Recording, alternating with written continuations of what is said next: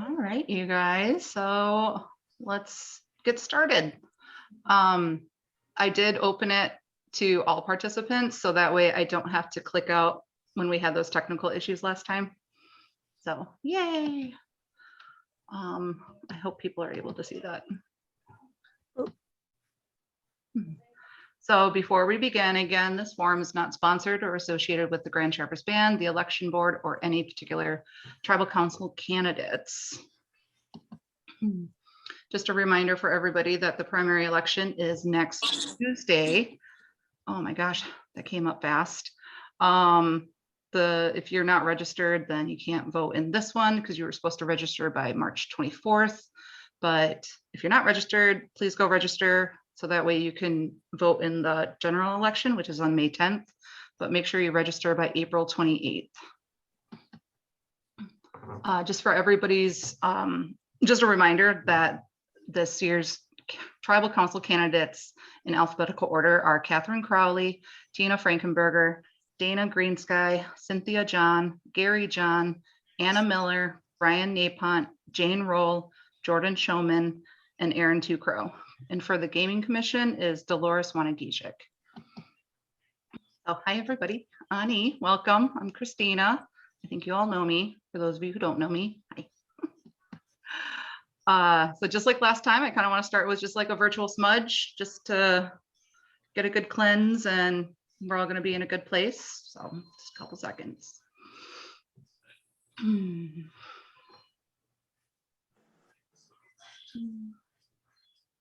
right. All right. I feel cleansed. All right, so just some house rules. Before this portion, I forgot to record it, but the questions for today's forum have already been selected. If you have any questions for the next one, please submit them to NaakonaaInfo@gmail.com. Questions that are submitted that are directed at a single candidate or allude to any individual will not be allowed, or they will be reworded. If you have any questions for an individual candidate, please reach out to them about their own meet and greets. As you heard, this forum is recorded, but it's only going to get released if all participating candidates agree. This forum is conducted off GTV property and outside the normal working hours, so we're within the regulations there. Naakonaa does not support or endorse any particular candidates, and we strive to be the table for candidates to speak. All candidates have been invited to participate, and everyone agrees, including people watching, to refrain from personal attacks and to not interrupt each other. It's set up pretty easy for you guys to follow those rules. And then, as always, please mute yourselves. So today's participants are in alphabetical order: Catherine Crowley, Dana Greensky, Gary John, and Jane Roll. So the agenda is the same as the last one. If you didn't watch that one, I'm going to start off with the randomized order list. We're going to use the wheel of names just to show who's going to answer the questions first and in what order. We'll do introductions. Everyone will have 3 minutes each. Those are going to go in eldership order. And then we'll go into the questions. Again, there are 10 questions. So 5 questions for the first part. We'll do a 10-minute mini break, 5 questions again, and then the closing statements will be 3 minutes each. Again, that will be in elder order. So right now we're going to do the wheel of names. So let me know if you guys can see this screen. Right now it's blank for me. Dana, can you give me a thumbs up if you see this? Yeah, okay. All right, so Jane and Catherine.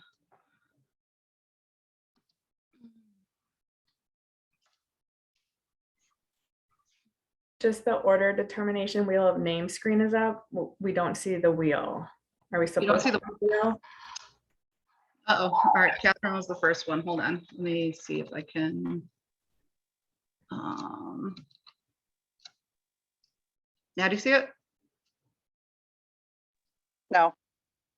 Oh, nuggets. All right. Why isn't that working? I apologize. Let's try this again.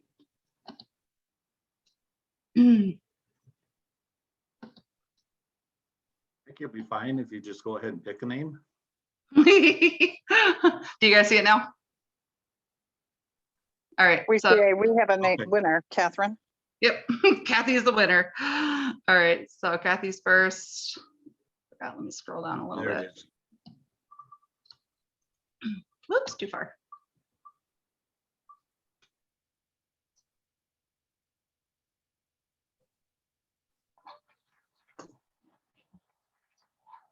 Move Gary. I like that they do a little applause for it.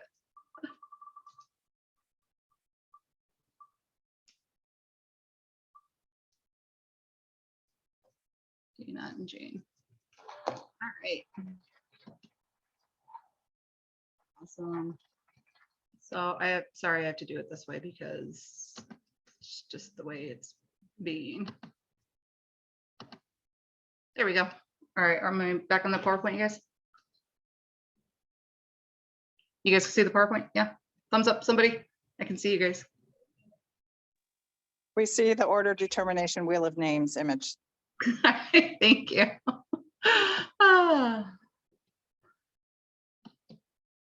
All right, so now we're going to do the introductions. I do apologize. I can't remember if Jane was older than Kathy. Yes, to let out a big secret, I am older than Kathy. All right, I didn't want to. All right, so Jane, if you want to do an introduction, you got 3 minutes. Great. Miigwech and miigwech to you guys, you girls, for putting this on again. You did a really good job the last time and it was well organized, so I appreciate that. For those who don't know me, my name is Jane Roll. I'm a former tribal counselor, former tribal manager, and I also worked down at the Natural Resource Department for, 5 years, which I absolutely loved. I'm married. We have 9 children, 9 grandchildren, 5 great-grandchildren. We have 2 dogs. My husband and I love to travel, to camp, to boat, to fish. We love being outdoors. So those are some of my passions in reading. I love to read. I think that what I bring to the council and the reason why I chose to run again is you need experienced people sitting in those seats, in my opinion. I think it's really important that we get our younger people involved, younger folks, tribal members involved. And that's why it's so nice to see you guys getting involved in this. But they lack the experience and the knowledge that is needed to sit in those seats. And at the very minimum, it takes no less than 2 years to learn about the Constitution, the blue book, we call it the code book, all the different treaties, the consent decrees, the laws that govern the tribe, how we work with the federal government, how we work with the state government, and how we work with local communities. It's really a lot to take in. Also budgeting, if you're not familiar with budgeting, you're going to be, your mind's going to be blown, for a while, because it's a very intricate process to understand the budgets of the tribe and where the funds are coming from. The REO governs what we see on the government side to run our operations. So when you see the revenues from our casinos declining, that means the revenues for our government operations and the services that we provide to our members are declining. And that's why finding opportunities for obtaining other sources of revenue is so important, especially now as gaming is declining. And I don't think it's ever going to come back to what it was at one time, but it's really important that we find other sources of revenue to provide for our tribal members going into the future. There's healthcare, education, housing. I mean, I could go on, and it's mind-boggling, really, when you think about where we could be 10 or 20 years from now if we don't get things accomplished. Miigwech.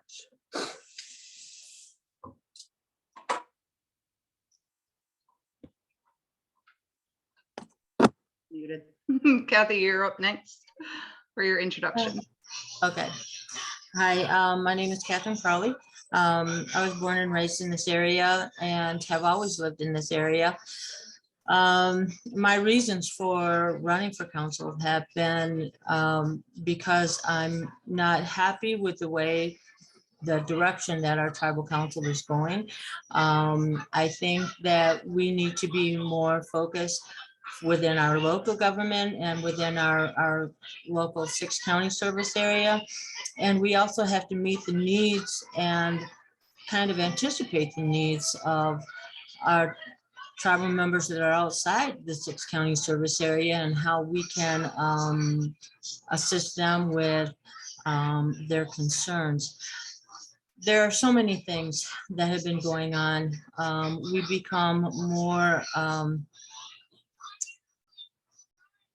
become more conscious of, or we've utilized more of the way the United States government has worked instead of working within the realm of our tribal government, and realizing that we do have a clan system, we do have a form of government, and we need to be more conscious of how we interact with our tribal members. We need to be more available to them, and we need to be more aware of what the actual needs are of our people instead of assuming what their needs are. Many of our tribal council, or many of our tribal membership have cried out for understanding, and they get a head nod and they get an acknowledgement as far as the tribal council meetings are concerned in the open forums, but then not a whole lot is done afterwards, or we don't hear about what is being done afterwards. So we need to be more open to the tribal membership as a whole, and that's the main reason why I wanted to run. Again, like Jane, I'm so proud of the younger members that have stepped up and have taken on this goal to provide a meaningful council for our members. So we are the council has to be their voice, and I'm hoping to be that voice for the elders, for our youth, and for our tribal membership as a whole. Thank you.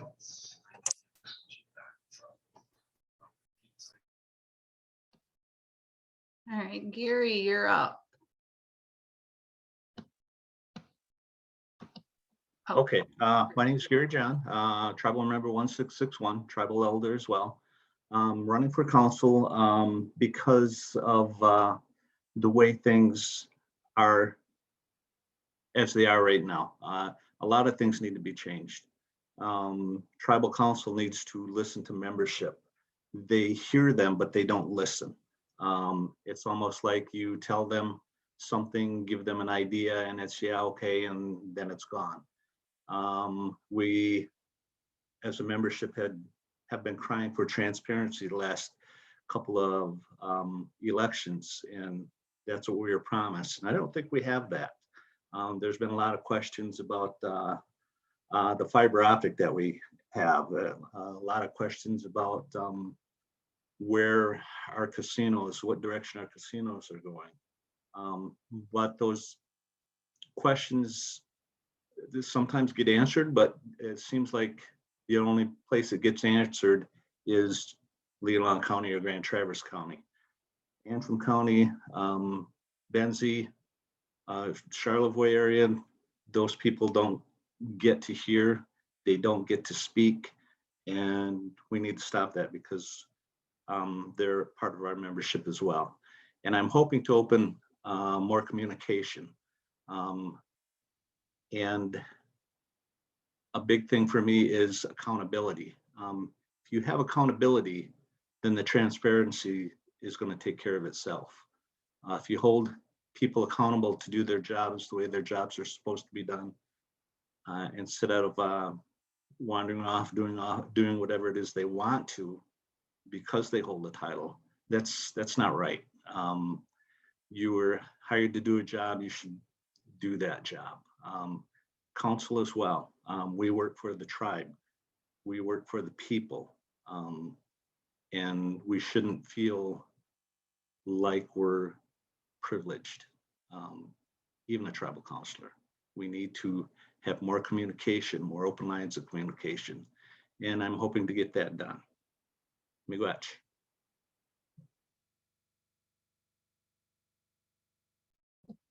All right, Dana, you're up.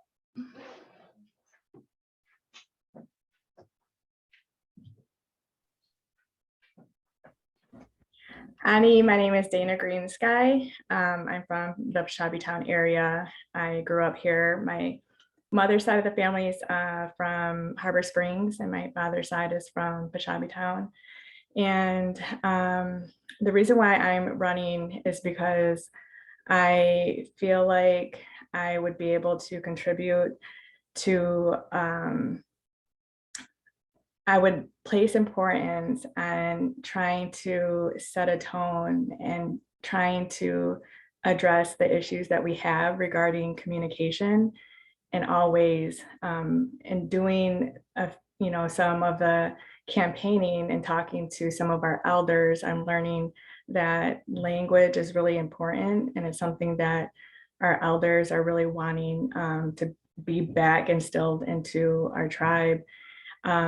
And when I think of language, I think of language as a form of communication, but I think that when our elders had passed that down, to us from generations ago, they also, I think, wanted us to be able to learn how to communicate better with each other. I know that there's a lot of different reasons of why sometimes we communicate in an angry way or in a way that's like unproductive. Because I've gone through that process, but I think that a lot of the issues that we have today, it revolves around communication. And so that's really what my focus would be. I want to be able to interact with our membership in a more meaningful way, and I want our decisions to be made in a more meaningful way so that we're also following, our teachings and our traditions at the same time, as well as making the business decisions for our tribe. I also, there's a lot of different areas, that the other candidates had spoke of that are really important. I think that it's going to be very, when we get into these seats, it's going to be really important that we go back and look at what we've been doing, for the last 10, 15 years and try to address those issues first before we move forward. I do agree that us younger people are going to start off without the knowledge, but you really can't gain experience until you're allowed in the door. And so I wanted to submit my candidacy to just begin that process, because I do feel that I would be able to lead our people in a good way. That's all I have.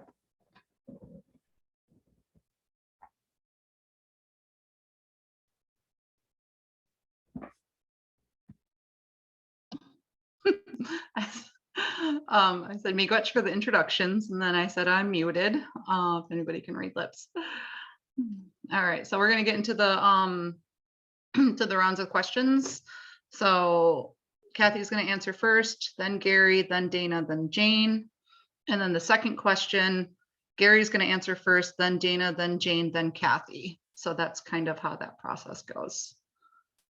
But I'll call out your name for you to know when you got to answer. So the first question is, will you support or oppose expanding voting rights beyond the 6-county service area, and why? So Kathy, you're up first. You got 2 minutes. I would support any move that the membership has. It has to come from our membership. Though they have expressed those outside the 6-county service area have expressed a desire to be heard. I don't think that their desire to be heard is necessarily achieved through voting. It can be in certain circumstances. So I think that it's an area that we need to explore. and more importantly, an area that we need to resolve for our membership. Thank you. Miigwech. Gary, same question. You're muted. You're muted, Gary.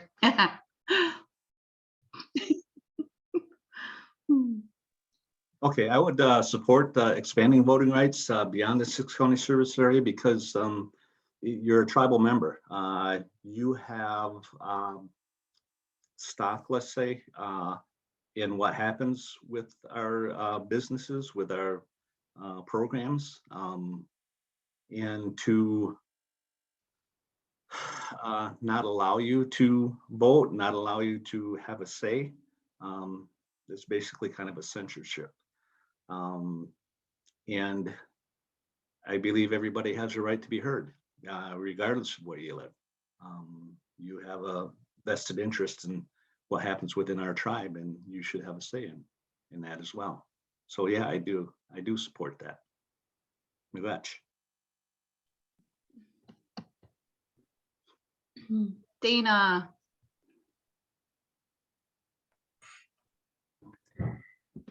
Okay, so yeah, I support it wholeheartedly. I think that diversity is important, and in order to be able to make diverse decisions, you have to have had experience living outside of the 6-county service area. And that's something that I would be able to contribute. I've spent half of my life living downstate, and I think that if our members are living in different cities and different states across the country and different countries even, their perspective is going to be really important. And, I understand that their voting would still just be based on who is within the 6th county, because by doing this change, we're not changing those who can serve on council. Those candidates still have to live within the 6th county service area. The only thing that we'd be changing is just the right to vote. And I think that, when we live in a time and in this country, it wasn't so long ago that we as natives weren't even allowed to vote, or we as women weren't even allowed to vote.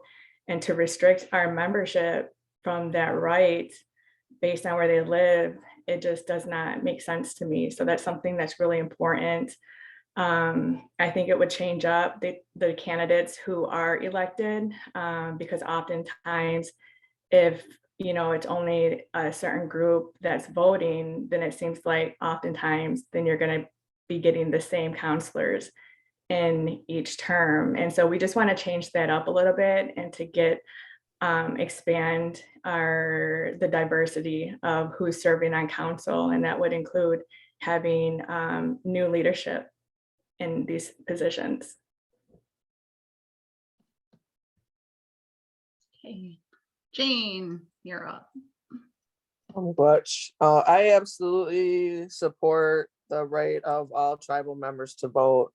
It's something that I've believed in from the time I was first elected, and it's something I believed in as a tribal member. I lived in West Virginia for a few years, and we weren't allowed to vote, and I was horrified. I'm like, what do you mean I don't get to vote? It just never made any sense to me. And I see a clear path. Personally, I see a clear path to making that happen in our Constitution. We need to call for a secretarial election through the BIA, and we need to remove that requirement of the secretarial election from our Constitution. And it's my understanding that most tribes don't have that requirement in their constitutions anymore. And once we remove that requirement, we can go ahead and change the voting regulations in the Constitution. I think it's a clear path. I think it's something that we can have the tribal membership do. I think that they all deserve a voice, no matter where you live. We have tribal members that live in Europe, but everybody deserves a voice. And I think there's a clear path to making that happen. And it's not as difficult as what some people would like you to think it is. I know the BIA would be more than happy to get out of our elections and get out of our voting and all of that thing. They don't want to have any part of regulating tribes. You know, that's why we're self-governed and sovereign. So absolutely, I think everybody should be allowed to vote. Miigwech. All right, much for your answers. Next question is, will you support or oppose separating tribal council from the EDC board and the GTED board, and why? Gary, you're up first. I think the EDC board and tribal council should be separated. I believe that tribal council already has a lot on their plate, and the EDC board would be able to take some of that pressure off of them. The GTED board, I'm not that familiar with, but if it's a board, you should have different people. Again, like Dana said, diversity. But yes, I would support separating all those boards. We just need more voices, more thoughts, more everything. Younger kids, older. It just needs to be fixed. Miigwech. All right, Dana, you're up.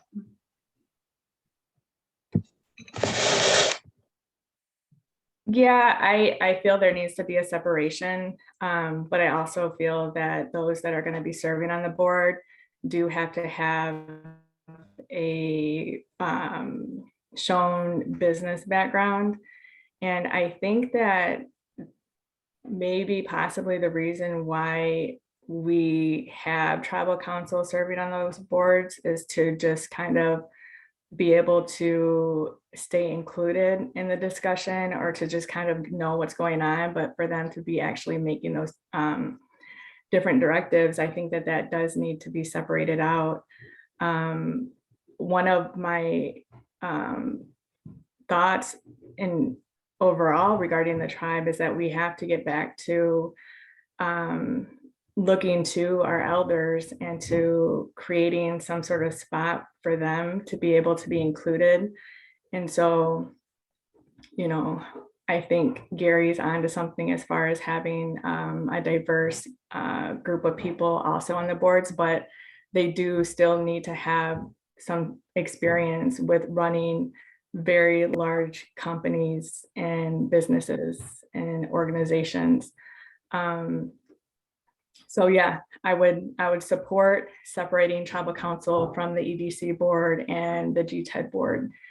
That's all I got.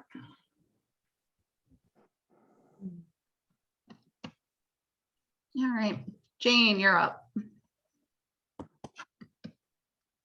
I absolutely, having served on all of those boards, and I would absolutely agree to having that separation. And I think it might be unknown to most people that it actually states in the EDC charter that there's going to be a group of qualified business people that sit on the board at the EDC.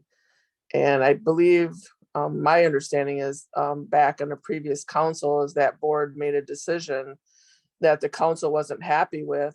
So they went in and changed the EDC, not really changed, but they overrode the EDC charter because it still reads that it's this group of business people that are going to run the EDC, but they put themselves in that place for running the EDC. And you really do, and I will say the same of the LLC, you really do need people that are qualified in business and that have years of experience and background. You know, I would say a minimum of 10 years. And there are a lot of businessmen in this area that are very successful that are willing to sit on these types of boards to help tribes along, or other businesses for that matter, to be successful. So I think it is very important that we do that. The only thing that happens is that tribal council gets in the way of letting that happen. And I don't know how you prevent that. That is the one thing that is the stumbling block for me, is how do you prevent the council from coming in and taking over, which they have done several times, not just once, but several times. So that's a roadblock I'm not quite sure how to get around, and probably need more minds trying to figure that out. Miigwech. All right, Kathy, you're up.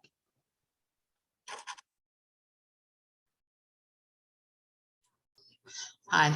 I think that that it would be in our best interest actually to be separate, because right now we have a tribal council meeting where all of the tribal councilors are expected to be there, and I think they're required to be there unless they're on travel. And they come to this meeting and they hear everything that the EDC board has to present. They hear everything that GTED has to present. They hear everything from about the LLC. They get the whole rundown throughout that whole council meeting, and they get the reports. And then the next week or 2 weeks later, they follow up with going to the EDC board and basically hear the same thing. And it's the same people that are in the meeting. I don't get why that's continued. I know that in the beginning, when the tribe first formed, and then when we started to the gaming and having outside interest, that the EDC board was created, and before they could elect qualified people, council filled in. But eventually, I think that was supposed to be separated, and it wasn't. But again, having a diverse group to provide assistance and advice and counsel, I very much agree that all boards should be separate, and maybe just a representative from council would sit on the EDC board and the GTED and LLC. That way they get an idea of what's going on and they can bring it back. If there's anything that needs to be discussed, it can be brought up again in a tribal council work session. Thank you. All right, Miigwech for your responses. All right, next question. It is rumored that $10 million went into the fiber optics project, and membership still does not have access to that Wi-Fi. What will be your efforts on this? And Dana, you were up first. I would try to basically go back and look at the entire project to figure out how it started, who started it, who was employed during that time. And a lot of times, all you have to do is like reach out and like talk to people. This was a big concern of mine because I wanted to build on the Herkner property, and I found out through word of mouth, there's an issue with the Wi-Fi and the fiber optics, and I wasn't able to build, and I ended up having to buy a house off tribal land because I wasn't able to spend the time that it was going to require for me to keep, hounding tribal council about it and hounding the IT managers that I was able to track down to get some answers. And so I think during that time, even, I don't know if our IT had anything to do with it on the government side, because it sounds like from George McCullen that it was started and ran by the gaming side, which is a little bit confusing to me. But, Jeff Ken was employed for 20 years for our tribe. He's somebody that we can, invite and have a sit down and be like, hey, what happened? And see if we can get any information from him. But I think that we do need to find out what happened with this project, because we just hear a lot of different stories from different tribal members of, they had the equipment, but it was never installed, or they're being charged on their housing bill, but they don't have access to the Wi-Fi. And so those are all things that could be addressed. It just takes somebody willing to take the time to go in all directions to get some answers. All right, Jane, you're up next. Thank you. Since I was on council when the fiber optic project was approved, I think there's kind of a misnomer out there that the project was for the tribe to be able to provide internet service to tribal members. And that wasn't the purpose of the fiber project. The fiber project, we spend, at the time, we spent anywhere upwards of $500,000 to $600,000 a year at our great gaming operations for internet fiber service. So the plan was to plant the cable, the fiber optic cable, and then that way we'd be able to run the government operations, the resort operations, and the casino operations with this fiber network that would save us money in the end run after we get done. It was, at the time, it was a $9 million project. So at the end, we'd be able to recover those costs once we paid for the fiber install. Also, there was intention to try and feed fiber into residential homes. You know, I would love to have it in my house too, but that ran into some stumbling blocks the last I heard of.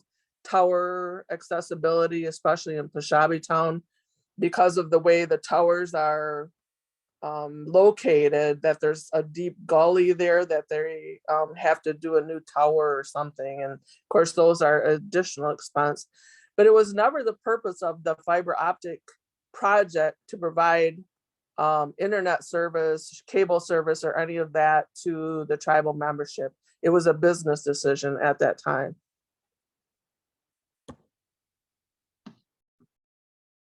All right, Kathy, you're up next. I had heard a little bit about the fiber optics, and I know from living in housing that we have these little satellites, and we're plugged into our housing electricity, and we weren't receiving any idea as to why they were putting them up, and the expectations of why they were putting them up. And then we found out, or I found out from housing when I started asking questions, was that, oh, that's so we can provide internet for the housing tenants. That's why they were putting them in the homes. And then, you know, so many years later, we still don't have internet unless we purchase our own. So I think that's where the internet deal came in on providing internet, is that misconception from housing that we were going to get our own access to the internet. I'm not real familiar with the fiber optics, but I know that it was a business decision that council had approved. And I think that in this particular case, because it was a business decision, that and it was, I think it should be handed over to our tribal manager to get the answers to what's going on with fiber optics, what's going on, where did the money go, and how did it get spent out, and what are the pluses for having it. It's a situation that I think that needs to be looked into more, and a presentation given to council and membership as to what the whole operation is actually about. Thank you. All right, Gary, you're up. Okay. As far as the fiber optic project goes, I understand the business decision. But man, you're spending $9 million, $10 million of the tribe's money on something that still is not working. To me, it's just wasted money. People have been asking about this all over, and you can't tell me that tribal council hasn't heard these questions. They have on our tribal website, GTB website, they have an area where you can ask tribal council a question. I've done that, I've used that, and no answers. And that's what we hire tribal counselors to do, is to give us answers to questions that are asked, especially million-dollar questions. Our tribal members deserve to know what's going on and deserve to know why this project is a failure. And to me, it is a failure. You don't hear anything about it progressing anymore. It's almost like it's at a standstill. And we could have used that money for so many other projects, elders, kids, just tribal members. And it seems to me that tribal council is just pushing everybody aside to do what they want. And they work for us. Miigwech.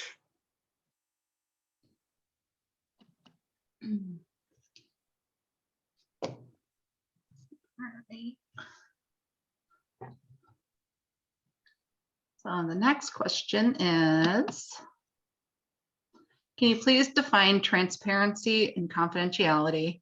How will you balance the two, and how will you respond if a tribal member finds the response unsatisfactory? Jane, you're up first. Oh boy. I believe that tribal members should know everything that's going on. You know, when we talked about the fiber optic project, there's no reason why, other than contracts that were made with companies or whatever, because that's kind of a breach of their, you know, their legal confidential stuff to publish contracts. But I believe that tribal members have the right to know everything that's going on. I've opened my big mouth a few times and I've been threatened. I have a stack of documents from the legal departments for all of our entities that said that Jane needs to shut up and quit sharing information with the tribal members. And I think for a while I was intimidated by that. I'm not anymore. I refuse to be intimidated. And if because I'm sharing the information that the members have a right to know, and you want to kick me off the council, have at it.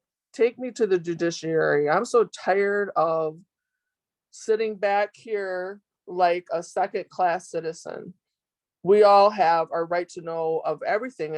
I could even, you talk about the fiber optics. What about the stimulus money that we've gotten? How much money have we gotten total? And where did that money go? We have such a huge need for housing.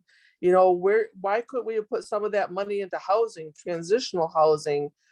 There's all kinds of things that other tribes have done with that money. And where was our voice in that? Why didn't they ask us? They did the survey, but they only gave us questions that we could yes or no to. They didn't let us give an opinion about what we thought was the right thing to do with that money.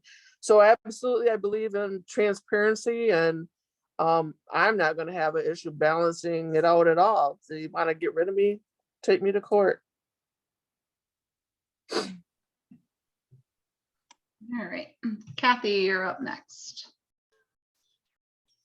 Transparency and confidentiality are two different things. Transparency is being able to be an open book, to say, this is how Grand Traverse Band is, as Jane said, spending our money. This is where these funds are going to. These are the grants that we have applied for and received, and this is how much money we have for these grants, and this is how we're going to employ individuals and how services are going to be provided. This is how self-governance was able to negotiate for funds through Indian Health and or Indian Education or for whatever program that they were able to negotiate monies for the tribe. That's transparency and sharing that information. Confidentiality is when you say, this person, that an individual was hired and fired for this reason, and you're naming names and you're naming reasons. There's no reason for everyone to have access to that kind of information because it doesn't change the outcome. Confidentiality is when you have a contract with another group and to provide a service, and in that contract, that provider says, we can share certain information, but we can't tell you how many people or the names of the people we're serving, or the group that we're serving. And you can still share the information about the program, but you don't have to have individual names, facts like that. So that's my response.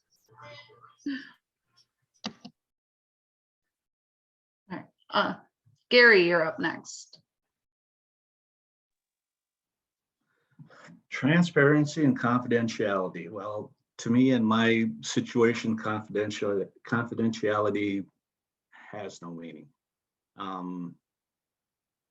It is put there by our, I don't want to say council, but by our administration to hide behind, as far as I'm concerned. It gives them an opportunity to keep information away from the general public, information that the public needs to know and should know. To me, it coincides with the definition of deniability, denying the things that go on. Now, I've worked in surveillance, I've worked for security, worked as a tribal police, and there are a lot of things that go on even today that are not right. Transparency, like I said earlier, if you have accountability, the transparency will take care of itself. You won't need to ask for it because it'll already be there. You'll already have that information. Confidentiality, what really irritates me is that each and every one of our upper management signs that same contract of policy and procedure. But do all of them follow it? No. Do they know that? Yes. And it needs to be enforced throughout our whole system. So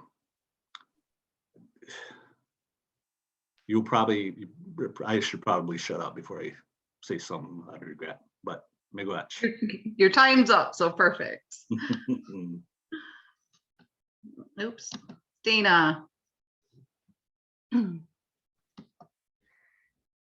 Okay, so the issue with these two words is that they can be up for interpretation of whoever is using them. And so I think the first thing that we would need to do as a council is to define them, because that would help us move forward in using them. To me, confidentiality is based around medical records. It's based around active legal cases or employment issues. And so oftentimes I think that the word confidentiality is thrown around in places that it doesn't belong. And so what we would need to do is define that and define when we're going to use confidentiality. Transparency, to me, transparency means that you're being open and honest and accurate and with the information that you're sharing with a group of people. And that would include all the gains, all the good work, all the benefits that we're pushing through, but it also means that we're being open and honest and accurate and clear with the errors that we made, with the decisions that did not come to fruition. And so the only way that we're going to be able to move forward is to learn by our mistakes. And a lot of times, in order for us to learn from our mistakes, is we need to first acknowledge there was a mistake, and that talk through about how we can fix it and move forward in a way so that we're not making the same mistakes over and over again. For us to push things under the rug or to not acknowledge it's dysfunctional. It's a dysfunctional behavior or mannerism that keeps people in cycles where we don't go anywhere.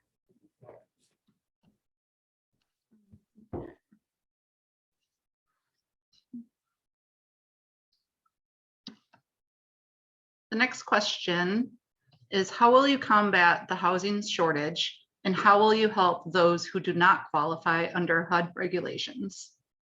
Kathy, you're up first.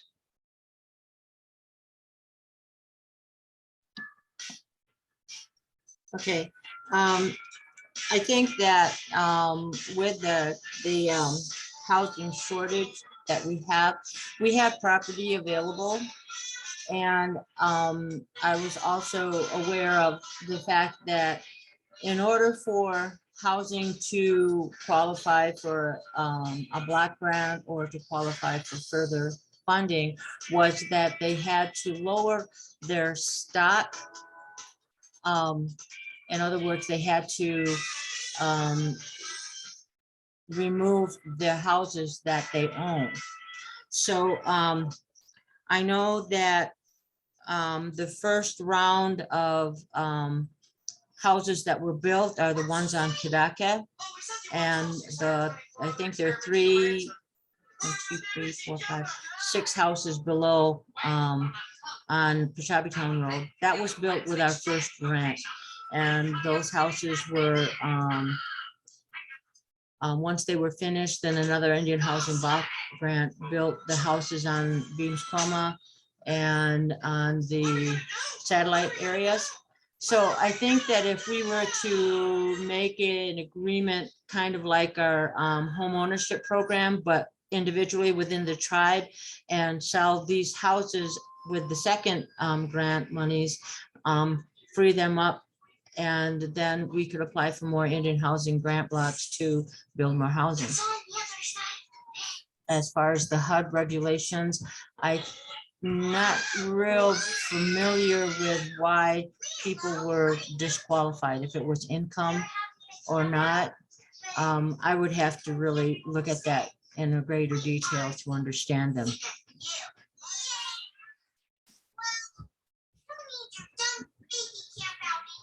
Gary, you're up next.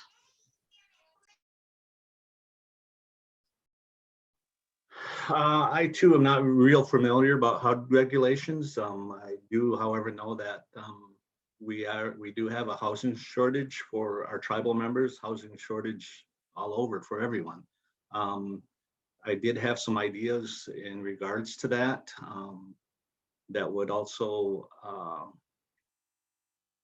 maybe perhaps help our employee shortage. We have buildings in P-Town that are currently not being used, that are being, I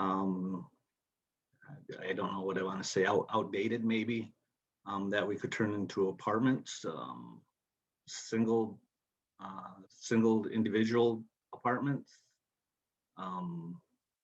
build houses, even build something out towards Turtle Creek where we can offer them to our employees, not just tribal members, but to keep employees as well. A lot of people don't want to work for us because they have to drive so far. I had a individual working for me driving from Bear Lake to work in Leelanau Sands, and with the gas prices these days, it's just crazy. We're going to be losing more. So I would try to figure out how to build apartments, houses, but I obviously haven't really thought that out. So miigwech.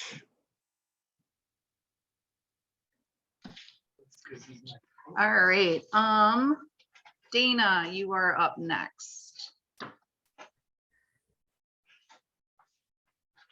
So we still have tribal members who are homeless in this area specifically. And I think that when we're wanting to serve, we have to look at the issues that are like most detrimental. And so I would want to figure out ways that we would be able to address that issue, because to have the amount of income and money that we have, we just shouldn't have homeless tribal members.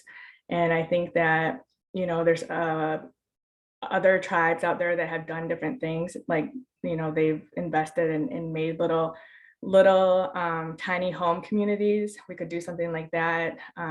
We could find ways to be able to have some sort of shelter that would address somebody's basic needs for the type of weather that we're currently in. And so, or even just like a center where people can go in and get warm and take showers and do things like that. I mean, our churches in any area, they offer different things like that. But I think if we have the ability, we need to do that for our membership too. I'd want to make sure that all of our housing is being utilized. So at no time should we ever have vacant houses. Going out to Antrim County this week and doing some campaigning, I just saw 2 houses that were completely empty. And so I would want to make sure that we're turning those around and getting families into that. And that sometimes might take reaching out and seeing if people would consider, you know, living in that area, even if they hadn't listed on their application. Like, it's important that we get those houses filled. I would look at what we've been doing for the last 10, 15, 20 years in regards to applying for HUD grants and things like that. And I have so much more to say on this, but I don't have the time, so I'm sorry.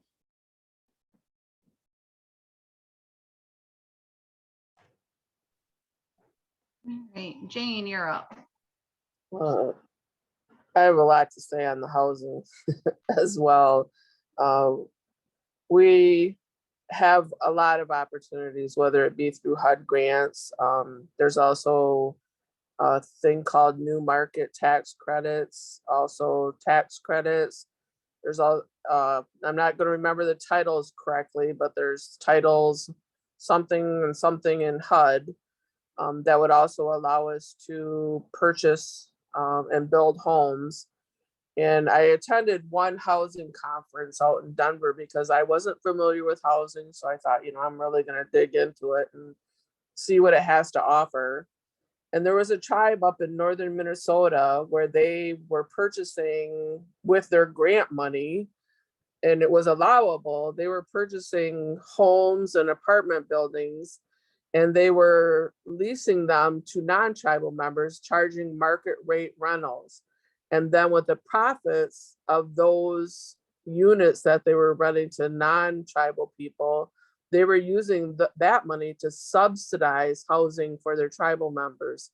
And this particular tribe had 70 units, housing units, 2-bedroom, 2-bath for their elders that they charged them $50 a month for. And they were beautiful homes. I did get in contact with one of the consultants there. It's called, RT Hawk. And I do believe we consulted with them and contracted with them. And I do believe I heard that the tribe was recently awarded a grant from our RT Hawk and the new market tax credit. So it's a positive way to go. And I thought it was very interesting and definitely needs a lot of work. Miigwech. All right, miigwech for those responses. Do that.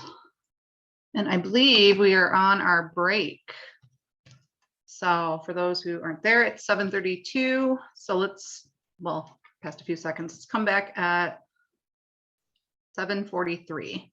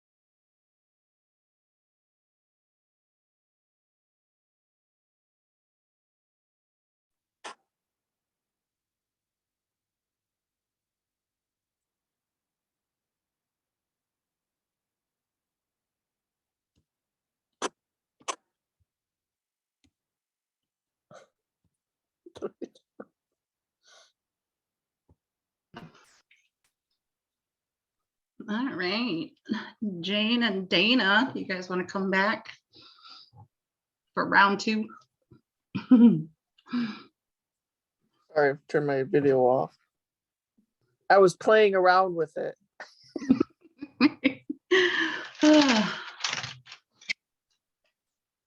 All right, so Kathy answered the last question first. So Gary is up. So how should tribal counselors handle when a tribal member or employee comes to them individually outside of open forum with a personal issue? Gary, you're up.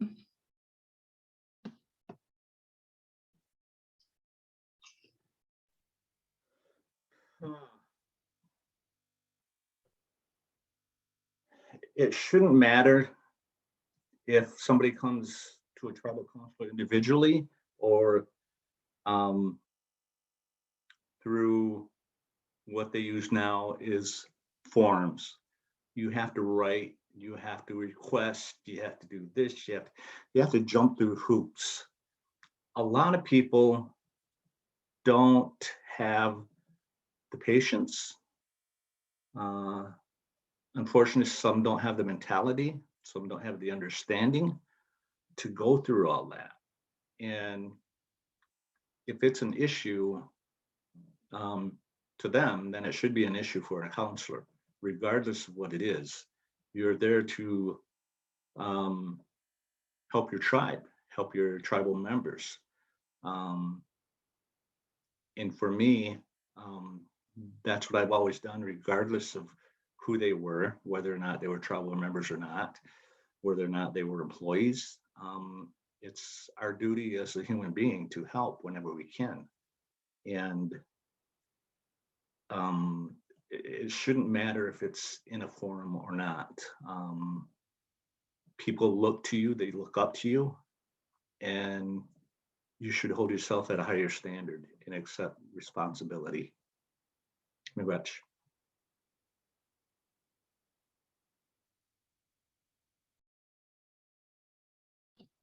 Dina, you're up next.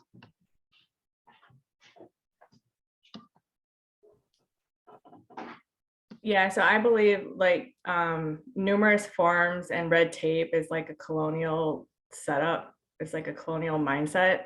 And I think like as Native people, like we're verbal like learners. And so oftentimes it's easier for us to verbalize what's going on rather than, you know, jump through hoops and fill out numerous forms and things like that. And so as a tribal counselor, it would be very important for me to spend time and listen to them and try to figure out what is going on and then ask them, you know, what is it that they're asking of me to do? I don't think it matters whether or not, whether they're an employee or just a tribal member. I work for them. I would work for them in this capacity. And so it would be my responsibility to figure out how I could be helpful. And sometimes it's just a matter of explaining things in different ways. And as Gary said, sometimes, you know, that requires a lot of patience. And I think that I would value having somebody come to me for help because that's just kind of in my nature. Like like I give back to my community, irregardless of whether it has to do with the tribe or not. I just think it's important to give back and to provide service to people, because by doing that, like we're helping each other out. And in order to like be good neighbors, or to have good neighbors, we have to be good neighbors to each other. And so I would look at removing all the hurdles that people have to jump through to get to tribal council. I think that we should be easily able to be reached, and that members should be able to come to us in any fashion that they choose. All right, Jane, you are up next. That question always kind of makes me laugh, because what are we elected to do? I mean, isn't that what we're elected to do besides create law? But how do you know what the opinions, feelings, thoughts of your tribal membership if you're not dealing with the issues that are affecting your tribal members. So absolutely, I've always had an open door policy. I think that's why they have those business cards sitting out front that have all of your phone numbers, your email, and your cell numbers on them. And I think that we should be accessible all the time, and you are. Anybody that served on council knows that it's a 24/7 job. But yeah, I wanted to state there on the email that Gary spoke of earlier that when we were on council, come to find out that email that you use on the webpage to talk to tribal council doesn't even go to tribal council. It goes to an admin assistant and then kind of gets filtered through the tribal manager.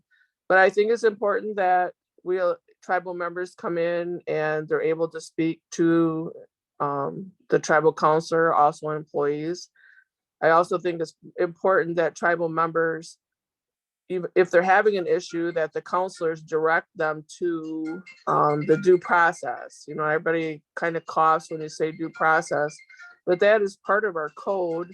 And it's a way for us or the people sitting on council to understand what the issues are, because those due processes have to be answered by the management, by the tribal manager. And if not satisfied, then they come before council. But yes, I think it's one of the most important parts of being a tribal counselor.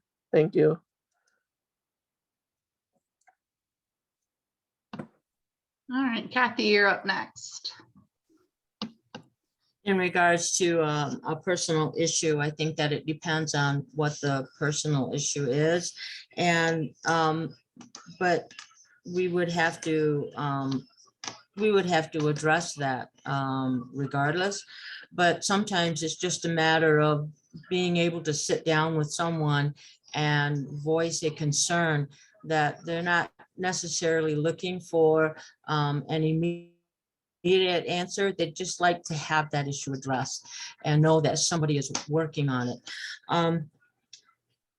There is the due process, and there is a way to get your issues resolved. But because we are elected by the membership, that we should be accountable to the membership, so that if anyone would have an issue that they felt they needed to talk to a tribal counselor for, we should be available to them. We should be able to say, I understand what you're saying. I understand what your concern is. Let me see who can help you directly, or let me see if that's something that can be resolved through talking to a department manager or a particular employee, or if they just want to have my opinion on whether that is a real issue or not, then yeah, I would need to be more than willing, because that's basically what I was elected for, was to address their issues. Thank you.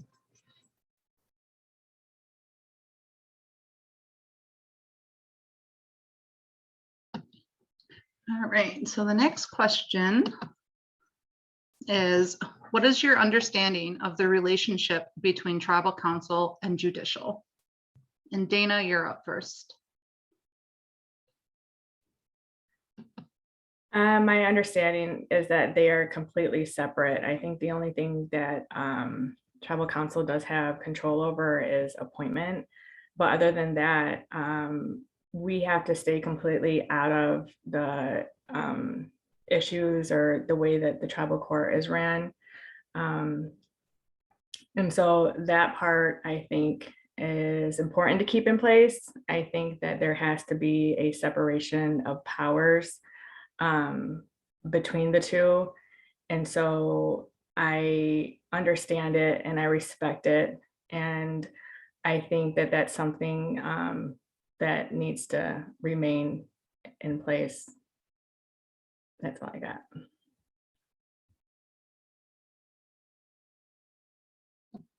Jane, you're up next.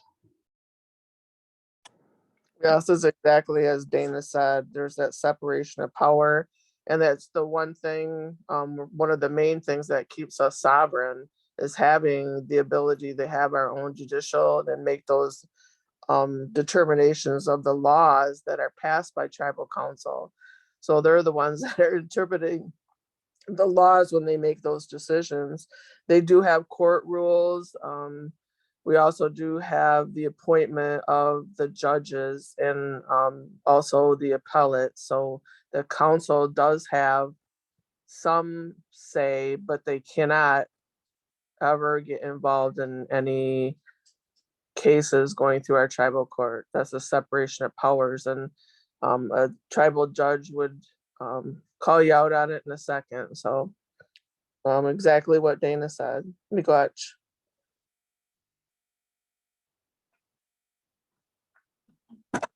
Kathy, you're up next. There is that separation of powers in regards to tribal council and the judicial. They don't have any jurisdiction over any court cases that are being heard. They don't have any influence as to how a decision is made by the court. Just like the tribal council doesn't have any power, I guess you would say, or control over the hiring and firing of individuals, that's something that's done by HR or handled with tribal manager. It would only be in an excessive situation where we would have to intervene. I don't think that there's really even a question in regards to tribal council and judicial. We have, tribal council has their authority and judicial has their authority. And it was created for the select purpose that situations such as influencing a court opinion is not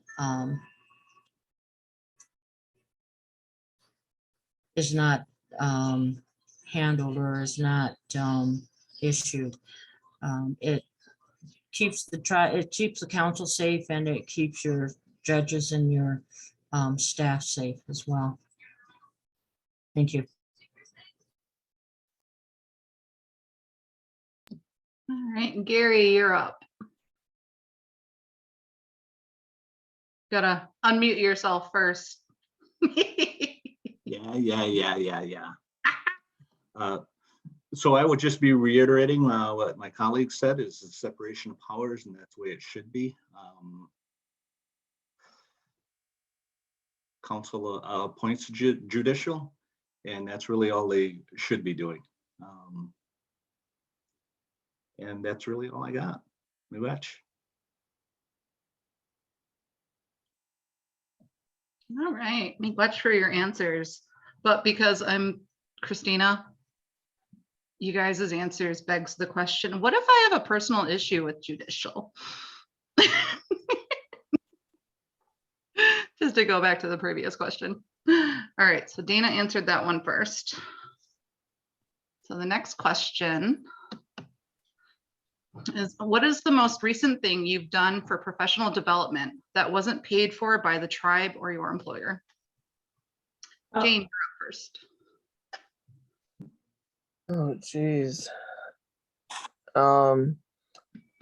It's been since hasn't been paid for the tribe in the year, 2 years that I've been off of council. As far as professional development, I've learned, and it's not a certificate or a degree or anything like that, but I have collaborated with the tribe and the county government here. And I don't know if everyone knows this, but we worked to get a road paved, and that was very successful. I also live in a community that was having some issues. So I started a community group in our community. We now have a community Facebook page. We also have community events, and we have community meetings, where we can discuss our issues and how to resolve them. So to me, that's kind of a professional development on for me, because you're dealing really right in the thick of things and trying to find solutions to some problems that a lot of people are having. We could be having water issues, internet issues, road issues, lighting issues, people breaking into homes. And so it's been a fun learning experience, actually. I really enjoyed it, and I intend on continuing this as well. It's because it's been very successful in my opinion. So that's the one thing that I've done. Thank you.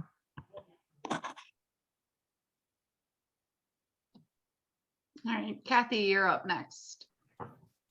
One of the things that I've done is I've worked with a group out of Illinois Valley Central School, and we have a group of young people that come up and do community service, and we work on homes.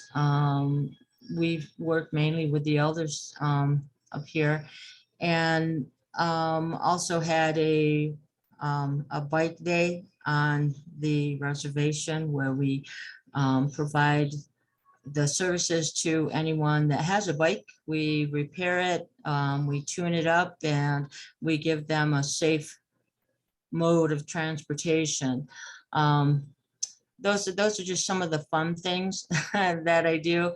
The other thing, as far as professional development, is that as a foster care parent, in order to maintain my license, I have to research, I have to take classes and or attend workshops and conferences in regards to the type of children that may be placed in my home, to understand the role of a foster care parent when working within a community. So it's learning the laws and the changes that come about when you're working with foster care. So that's really all I've been doing the last 18 years, is being a professional mom. Taking care of my daughter and learning from her, learning from the children that have come through my home as a foster care parent. And that's all I've done professionally. Thank you. All right, Gary, you're up next.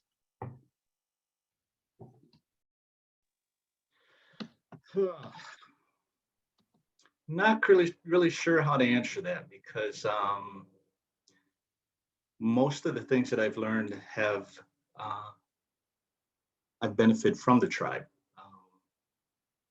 Security, surveillance, law enforcement, it's all been paid for through the tribe. I've used some of those skills outside those jobs, my personal life, and it's changed me for the better. At least I hope it's for the better. I live by the airport, so a helicopter is going over right now. But everything that the tribe has taught me, I've used outside our tribal membership and in everyday life, and just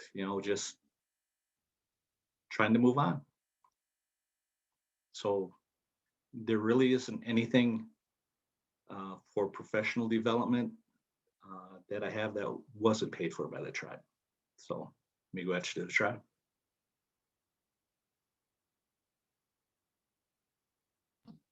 All right, Dana, you're up. Okay, so I basically just kind of took a leap of faith within the last year. Since August of 2021, I became self-employed, and I've been able to manage my future by doing that. And I've been able to accomplish a lot of different areas in my life that I wouldn't have been able to had I not became self-employed. I serve on a few different committees and I'm a part of a few different groups that I would consider professional development, just because it's given me the opportunity to learn and to connect with different professionals within the area, like retired teachers, advocates within Northern Michigan. We're trying to work on issues that address the current racism incidences that have happened within our area, but we also want to help other areas too. But we want to be able to hold school boards accountable to address these issues so that our kids that are a part of any group that is being discriminated against or treated poorly, that the school is doing as much as they can to address that. I also I started a book club that's based on one of my favorite professional shame communication instructors. Her name's Brene Brown.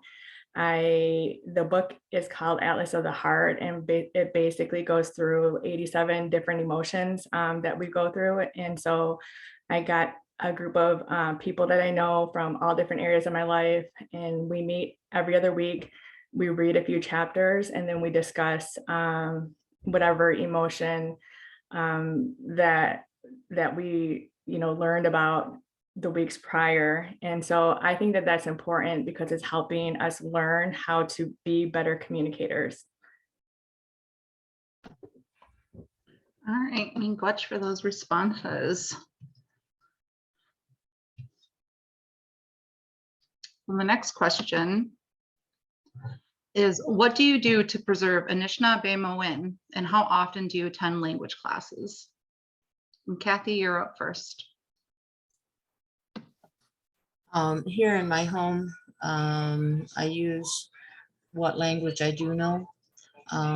Growing up as a child, I can remember hearing my mom and dad talk all the time, and they would talk to each other, and especially if they were topics that they did not want us kids to know about. They grew up in that area where language was being suppressed. And so now we have language classes, we have different opportunities available to us to learn our language. And I like to hear it being spoken because I can pick out in a conversation, I can pick out what's being said and kind of piece it together. As far as classes are concerned, I don't attend any classes. And that's basically because I have a special needs child who is required to eat every 4 hours. And that's in order to maintain her life.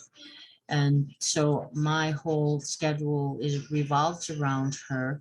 And my son was in school, and when he takes the time off from school, if I have to go back to work, as he puts it, if I should get elected, then he said, I will stay home and I will watch Miana and do everything that you used to do for Miana so that you can go back to work. So that's one thing that I look forward to, is being able to go to classes. And right now I just read. I look on the internet for different phrases and words that I hear and see what the definitions are, or listen to it being spoken so I can pronounce it correctly. And that's where my education comes from. Okay, Gary, you're up.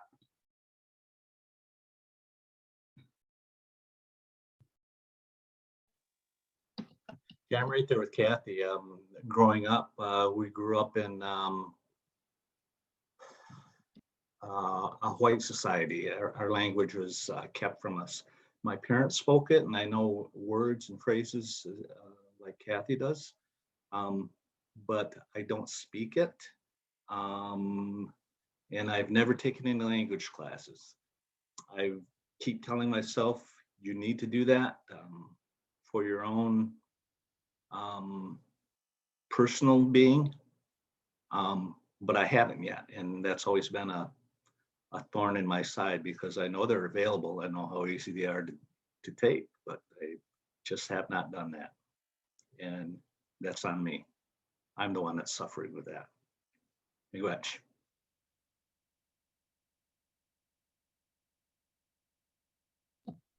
All right, Dana, you're up next.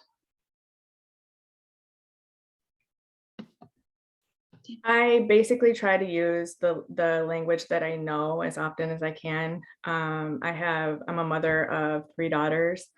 And so we named our puppy Niwin, and we have been able to train her to do a few different commands that we know in Anishinaabe, and like she knows how to sit, and we've taught her how to sit by saying Madabin.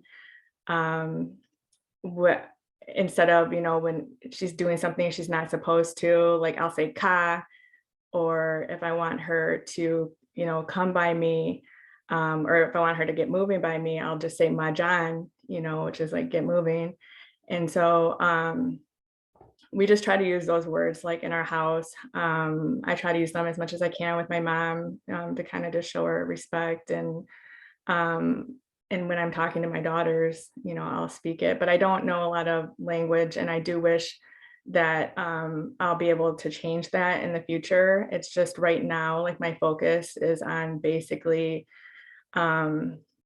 just being a single mother and trying to do what I can to address the needs of my children. I mean, we're breaking a lot of different generational cycles. And so I feel like once we're able to get past that, and we're on like in a space where we can take on learning our language, I would put a lot of energy into that area too. But it's like there's only so many hours in the day, and just as a parent, a full-time working parent in a single household, it's like I wouldn't be able to take that on at the moment. But I understand the importance and the need for us to be able to instill that back into our tribe and our membership.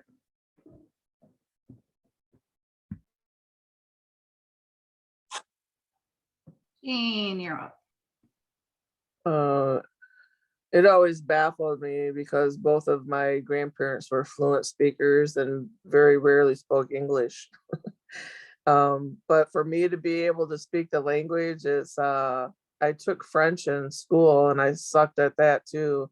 I don't know if I just don't do other languages well, but I have attended classes. I belong to several different sites on Facebook where they teach words and speak the words out loud. I think that as a tribe, we are falling short of how we can bring the language to our people. We can do it through song.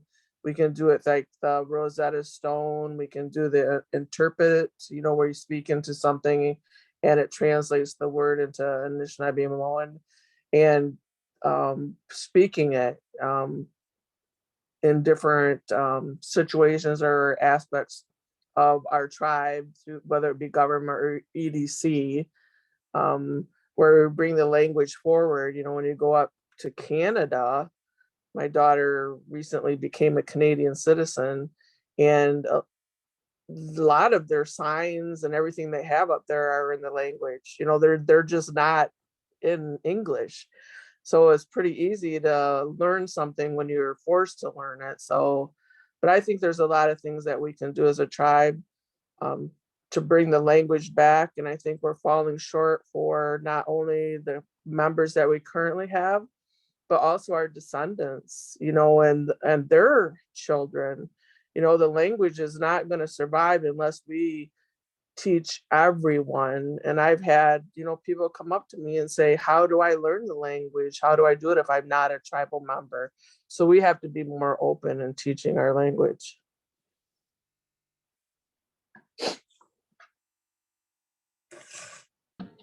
Thank you much for your responses. So now we're up to the final question. Do you guys all remember what the fourth question was? I'm kidding. That's not the last question. Because for those who didn't watch the last video, I'm in HR. So my last question of the forum was, what was the fourth question? And I wish I had all of their videos pinned up for you to see because their faces were priceless. So the last question is, what is your understanding of the culture at each tribal entity and how will you improve them? Gary, you're up first. I thought I was up first last time. Huh? Were you? I thought I was. All right, fine. I'll go with Dana. Okay, fine. Dana, I'll reset it. Am I on? Okay. Okay.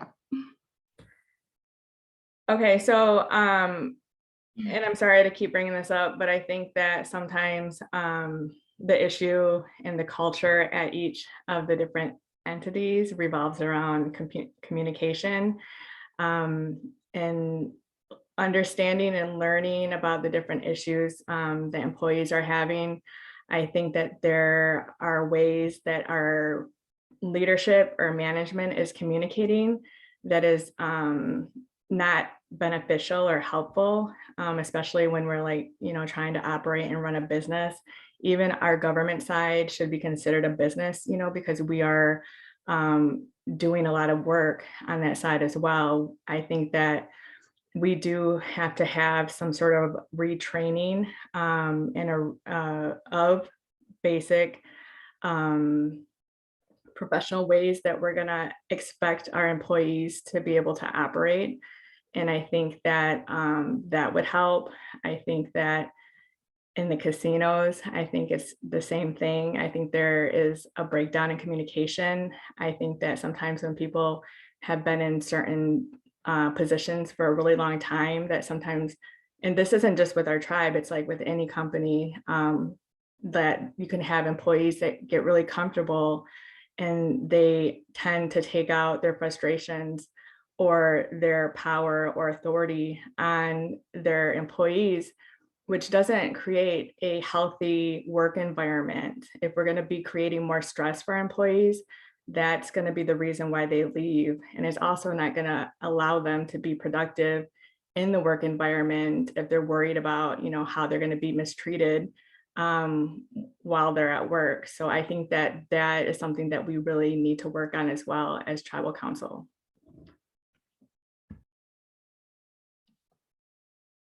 All right, Jane, you're up next. I think in all recent years, I would say within the last 10 years, I think I've seen the culture incorporated into most departments of the tribe. They're attempting, whether it be the tribal council or the tribal member, are attempting to infuse parts of our culture that are pertinent to them into whatever they're doing as a department. I think where it fails sometimes is that the culture is interpretive of you and me. We see and interpret the culture differently, and how I practice my culture and how you practice your culture are two different things. And I think that's where we run into roadblocks. But I think that it's important that we make that available to people that want to learn the culture. And again, I'm going to talk about those individuals that are descendants or just want to know about GTB. Where do you send those people to learn about the Grand Traverse Band? I have a stack of books, but you can't hand everybody a stack of books. Here, read this. This is what GTB is, and this is what our culture is all about. It's something that I think is started. They're doing the baby steps. I think there's more that can be done to improve it. But I think that again needs to be led by your leaders. You know, how are we going to continue to incorporate our culture into our operations and what's going to be acceptable for everyone? Because sometimes people get pretty mad when you do things that they don't find acceptable, you know, as far as the culture is concerned. Neglect.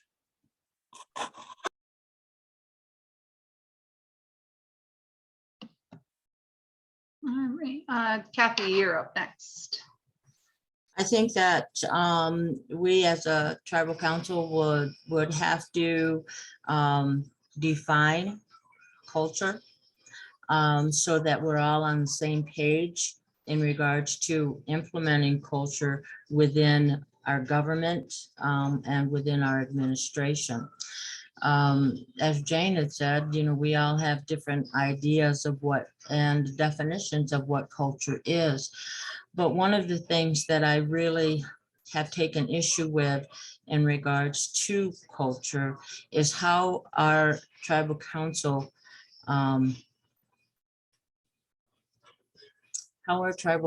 conducts business.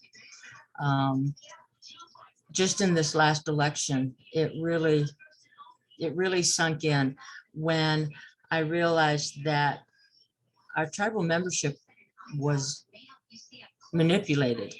There were certain tribal candidates that made sure that they had a certain number of people to vote for them so that they were guaranteed to be elected.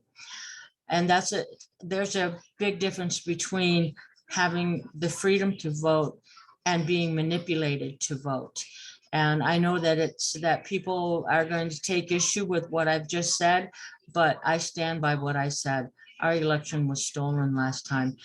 And because of the fact that they used the Jaganash, the white way of getting votes, instead of doing the right way according to our culture, and that was representing people, talking to people, and not only talking with them, but letting yourself be heard, letting yourself be known, so that the membership can pick the right leadership for themselves. Thank you. All right, Gary. Okay, in the interest of the questions, I've heard two different descriptions of culture. Dana's culture, I believe, was lack of a better Actually, description, can I cut you off? behavior. Can I cut you off real quick, Gary? I was gonna say, I just reread the question that was emailed in, and I think they were referring to work culture, not native culture. So if Jane, I was going to answer both. So. Oh, well, I was gonna give Jane and Kathy another 2 minutes for them to answer. You still can, as far as I'm concerned, but I was going to answer. Okay. In both definitions of culture, I think we fall short. As far as the native culture, if you look at any of our businesses, I think the only cultural thing that we sell, if you want to call it cultural item, would be the Pendleton blankets. We have, I don't know how many amazing artists, amazing sculptors within just the P-Town area, and you don't see them being shown anywhere. Now you go into LSC, you see a lot of native paintings, but they're all in everybody's office. They're not out there for the public to see, and you can't teach the public about our culture if you don't present it to them. Now, as far as the work culture in our entities, we fall way short in that area as well. We think that because we've worked for, I'm going to use the casino as an example, just because we worked for 20, 30 years in the casino, doesn't mean you know it all. Doesn't mean you know everything there is. I've been and worked in surveillance, and I've seen general managers, HR individuals, different kinds of managers doing things that they're not supposed to. And I've had one tell me, I can do that because I'm the manager. And that's not what policy and procedures for. You can't expect people to work for you and stay working for you with that kind of attitude, holier than thou attitude. And that's something that we got to get rid of within our entities if we expect to advance. Miigwech.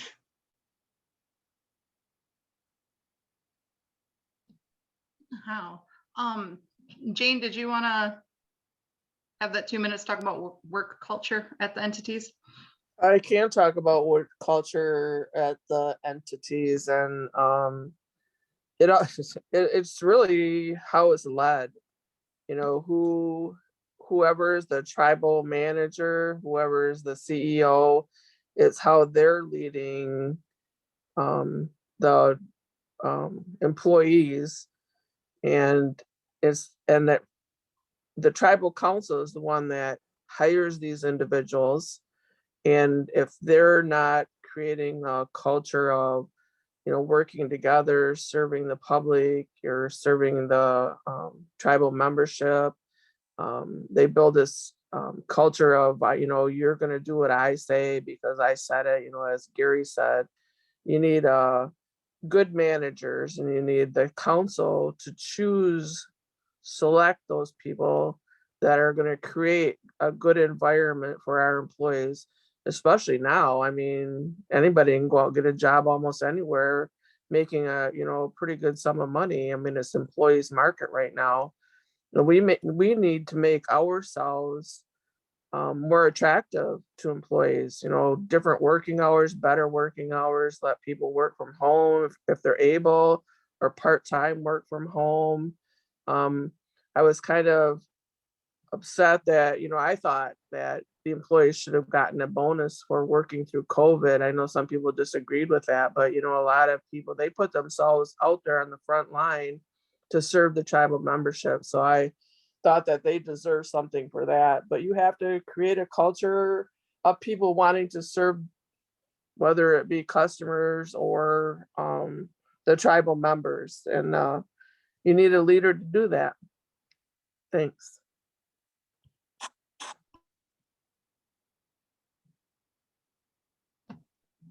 Kathy, did you want to do another 2 minutes for Okay. work culture? It was written ambiguously. I apologize. Okay. I'm not sure in regards to what you mean by work culture, as into the culture that the workers have to be subjected to, or if you're talking about culture, our culture in the work area. So I'm going to answer it in regards to how we would incorporate culture into our work environment. And one of the ways to do that is that, like Jane said, it comes down to leadership. Our government, our administration, our courts, our businesses, we are a reflection of our leadership.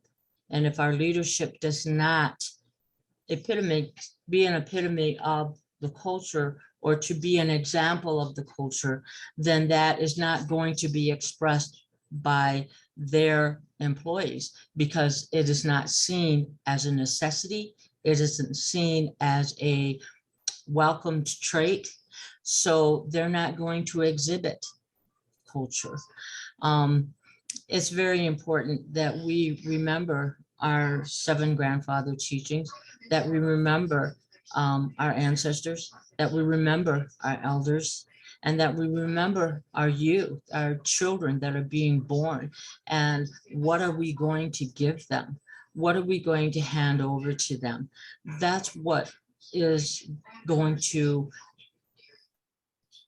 introduce culture to those outside of us, as if we can show ourselves as being culturally rich. Again, we are a reflection of our leadership. So we got to stand up and be who we say we are.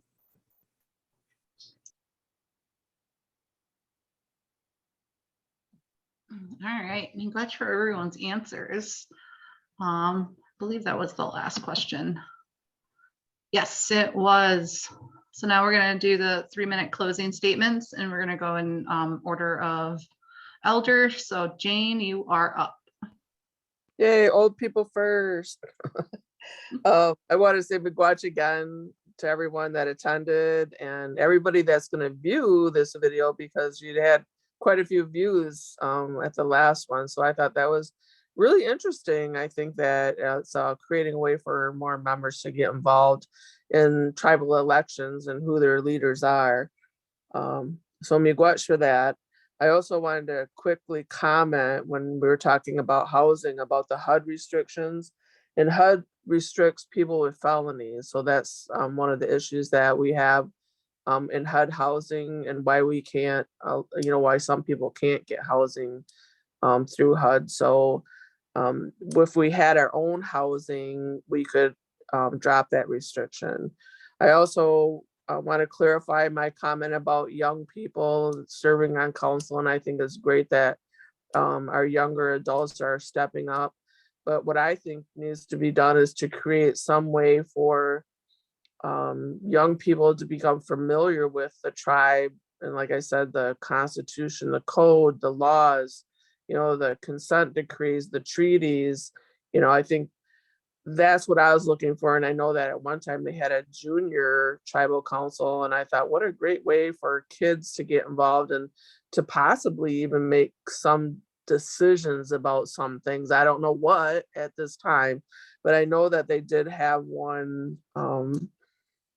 at one, a long time ago. And I think that would be a kind of a fun thing to do. And also the elders. I think it's important that we give our elders a voice. And I don't know whether that needs to be a tribal council or just an elders forum group that meets with a tribal council just to discuss things. And when council is making decisions, is to get their views on different topics and their experiences on those things.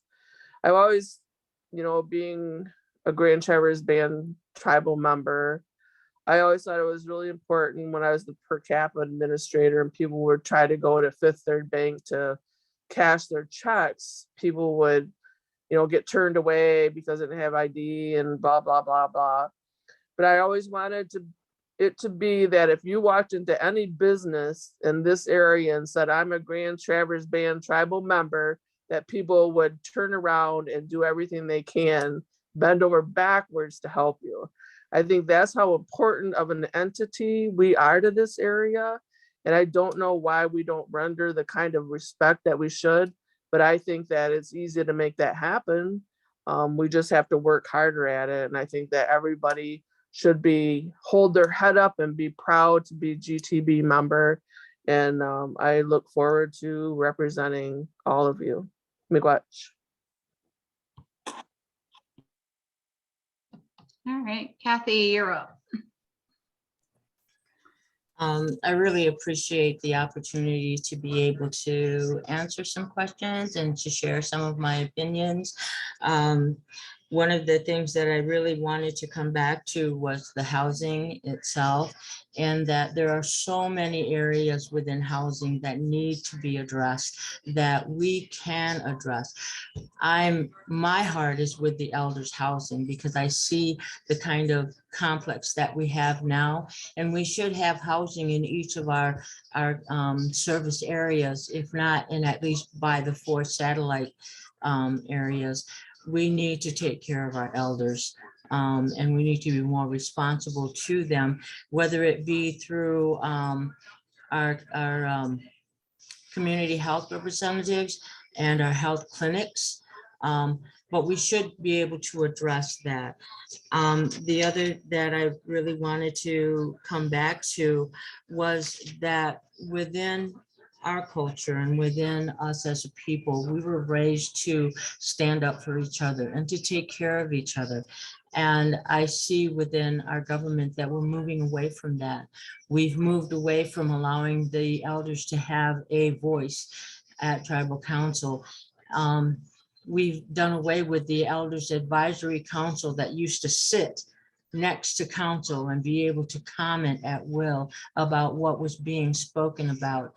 We've taken care, we've done away with that. Our junior tribal council was done away with because it was a program and we ran out of funding, so we can't have a junior tribal council anymore. I was a part of that. And when the grant ended, so did junior tribal council. And that was sad because the kids felt like they were empowered. They felt like they really had a voice and that someone was listening to them. And we need to get that back. We need to involve our community more and to be, like Jane said, be proud of who we are. We need to have, we are one of the greatest employers here in this region and to this economy. We feed a lot into this economy, but we don't have a seat at the table when it comes to decisions being made in regards to how we are viewed. And we need to make a stronger footprint in our community, in the local community and the local governments, because we do provide a lot of financial support and a lot of economic growth to this community, to the 6 county service area. So if we're going to be able to provide that for the communities that we are residing in, then we should have a greater stand in that community. Thank you. All right, Gary, you're up next. Okay, first off, I want to say miigwech to Christina for putting all of this together. I can only imagine how much work this took for you. So it's really appreciated. And I would also like to address whoever views this. I want you to stop and take a look at the individuals that put themselves out there for this. They did this for you. And you should remember that come election time. It takes a lot to do this and a lot of courage to do this. And we've all done it for our tribe. I had somebody make a statement today that they weren't going to vote because their last vote didn't go so well. And I said it in previous campaigns that bad officials are elected by good citizens who don't vote. Every vote counts, every native vote counts. So everyone has to get out there and do their part to make a change. And it's time for a change. Instead of transparency, vote for that accountability. Hold your tribal council accountable. They work for you. And I would really enjoy working for you. So get out there next Tuesday and vote, cast your vote, and things will work out. But we need you to vote. Miigwech. Thank you everybody else for doing this as well. Dana.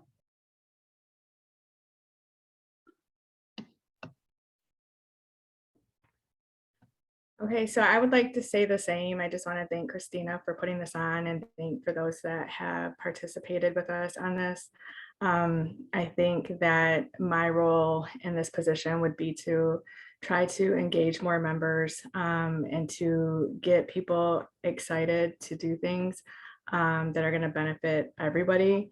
A lot of my just natural tendency is to be service oriented. And so that's what I feel like I could bring to this position. I'm not quite sure if anybody's paid attention to or has seen different types of events and things going on around the state. But one of the things that really stands out to me and kind of hurts my heart is that like there's other tribes that are working together to do things. And for some reason, we're always not a part of that type of gathering or that event. And I don't know where that stems from. I know sometimes if you're not comfortable interacting or, getting out there and talking to people or getting yourself involved in things. I know that that can be hard, but I just wonder too, like if there's something, I'd like to learn more about where that stems from and what our history is with other tribes and why does it seem like there's a disconnect there between us and them. I think that that connection is important and something that we need. I think that when we're making our decisions, not only do we need to be looking at our own membership, we need to be able to find ways that we can help and benefit all Native people that are in our area, because it's not like they're going to, be here for long terms and, suck us dry as a tribe. It's like, we need to remember, like, we're welcoming people. And when they come to our home, we treat them as guests and we go above and beyond, because that's, what has been instilled in us. And I just want to bring that back to our tribe.